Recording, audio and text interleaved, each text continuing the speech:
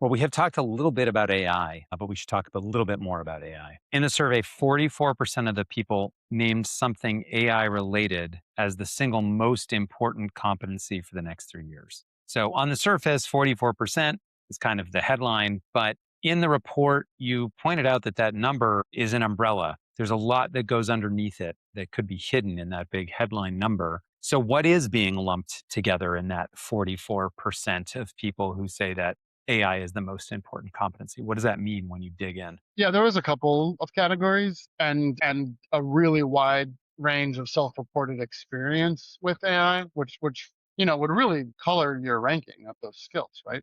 I mean, people are in some of the responses were just saying, I'm building highly agentic workflows that are Hmm. taking raw content from subject matter experts, doing initial analysis, matching it to learning objectives, finding the appropriate or creating the appropriate kind of graphical assets for it, running processes that create the AI voiceover and combining these assets and creating new learning material almost all on the fly with its own level of judgment. So some people are doing that type of work.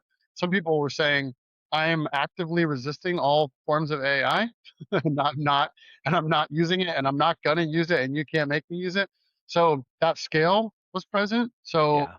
in mentioning AI, I mean, I'll take a step back. We had 3 open responses. We have yet to kind of truly expose all of that data because it was so rich. In some cases, entire job descriptions were being pasted in to make a point about either what they do or how they do it.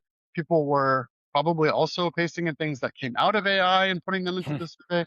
I think just the amount of qualitative data that came out of this survey compared to if you had done it in 2022 would be fascinating because I think we're all dealing with a lot of content. Some of it may be SLOP, some of it might not be, but like it it was a lot. People put a lot of stuff in there probably because we're all kind of doing that with a lot of data, a lot of words these days. Really interesting, really interesting.